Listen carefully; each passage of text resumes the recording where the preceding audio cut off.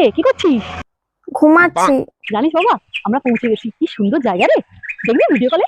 না, ভিডিও করে নিয়ে আসো, পরে দেখে নেব। আচ্ছা ঠিক আছে, আমি পরে ফোন করবো। হ্যাঁ বুটু, কি করছিস তুই? ঘুমাচ্ছি। বলছি, জানিস এখানে একটা কত বড় ইডিপি, তুই আসতে পারতিস, তোর ভালো লাগতো। হুম।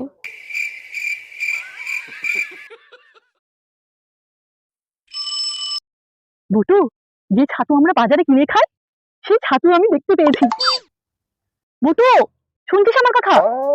তুমি ভালো করে ঘুরো, ঘরে আসো, সব শুনবো।